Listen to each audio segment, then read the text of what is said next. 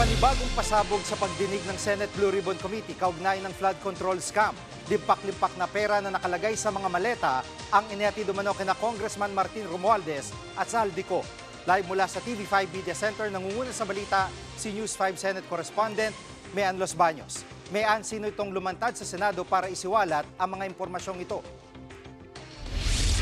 Jiggy, humarap nga sa pagdinig ng Senate Blue Ribbon Committee ngayong araw itong si Orly Guteza. Siya yung nagtrabaho bilang security consultant dati kay Ako Bicol Party List Representative Zaldico. At sa kanyang testimonya, sinabi niya na namasukan siya bilang security consultant ni Ko mula December 2024 hanggang nitong Agosto bago siya nag-resign. Ang kwento niya, kasama daw sa kanyang trabaho yung pagbubuhat ng mga maleta na may lamang limpak-limpak na pera. Kasama sa kanyang trabaho yung pagdi-deliver nung tinawag niyang mga basura. Ang ibig sabihin daw ng basura ay mga maletang may lamang pera. Dineliver nila yan saan, Jiggy? Sabi ni Guteza, dineliver nila sa mga bahay ni Congressman Ko at kasama daw sa mga bahay ni dating Speaker Martin Romualdez. Kada isang maleta daw ay naglalaman ng 48 million pesos. Yan daw yung pinakamalaki na na-deliver nila, yung kada maletang may 48 million pesos. Narito ang bahagi ng pahayag ni Guteza. Tagabuhat lang ako ng malita ng basura. Ang ibig sabihin ng basura ay malita na may lamang pera. Ang bawat malita ay may lamang humigit kumulang 48 million pesos. Ang bawat malita ay may push-it na nakadikit na nakasaad kung magkano ang laman ng bawat malita. At Mean, ilang mga maletang pinag-uusapan at paanong hatian dito ni Ko, di umano, at ni Martin Romualdez? Sabi ni Guteza, isa sa mga nakita niya na nag-deliver ng pera sa bahay ni Congressman Zaldico ay si ACT-CIS Party List Representative Eric Yap.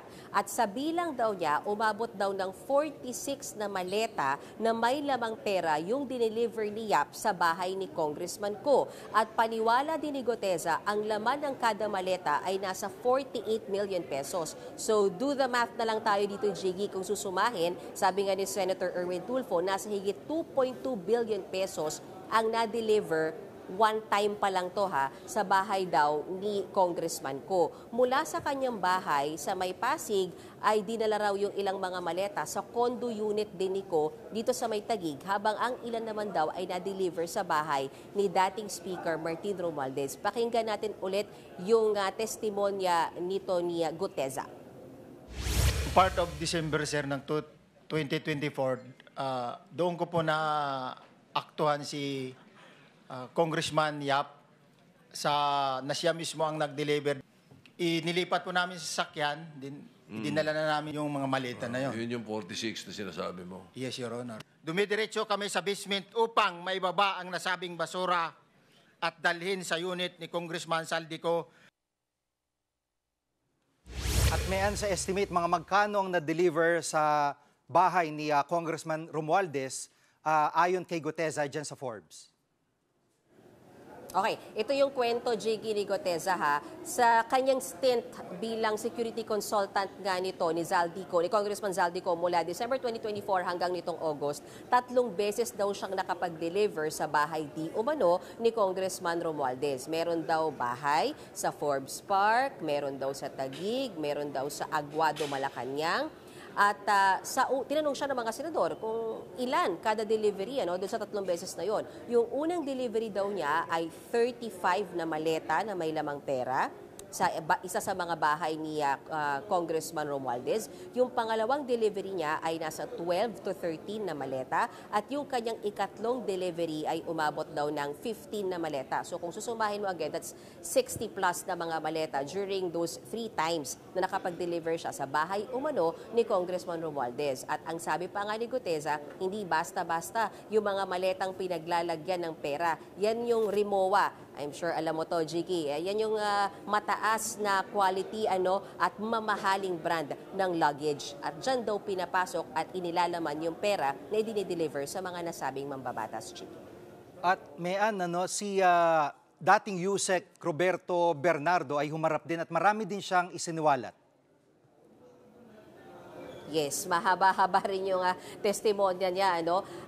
Bukod sa pag-amin, Jiggy, ni dating DPWH Undersecretary Bernardo na nagkamali siya at nasangkot talaga siya dyan sa mga pangingitbak sa DPWH, pinangalanan din niya yung mga alam daw niya, yung may personal knowledge siya ng mga politiko na di umano ay namorsyento sa ilang flood control projects. Una na dyan si Congressman Zaldico. Di umano, sabi ni dating Yusek Bernardo, 25% daw yung hininging porsyento sa mga naipababa niya na flood control project sa Bulacan. Pinangalanan din ni dating Yusek Bernardo si dating Senate President Cheese Escudero. Dinawit niya ito sa pamamagitan ng kanyang kaibigan at di umano ay campaign contributor. At ang napag-usapan daw dyan ay 20% naman daw na porsyentuhan.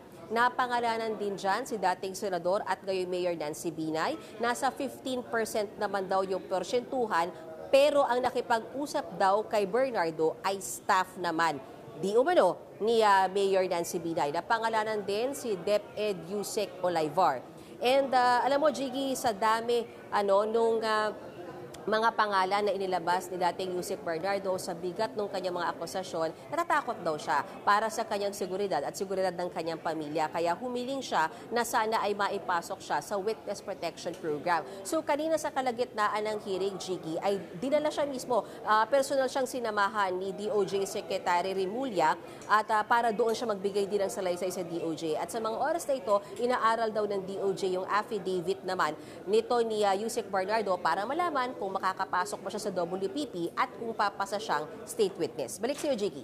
Mapapaisip ka na lang talaga, Mayan, base sa mga pahayag ni Guteza, base sa pahayag ni Yusek Bernardo, kung saan talaga nanggagaling yung mga kasibaan sa pera ng mga ito. Yan ang ulat ni Mayan Los Baños, live mula sa Senado. Mga kapatid, Jiggy Manikad po, pagdating sa mahalagang balita sa loob at labas ng bansa, dapat una sa lahat, mag-follow at mag-subscribe na sa social media pages ng News 5.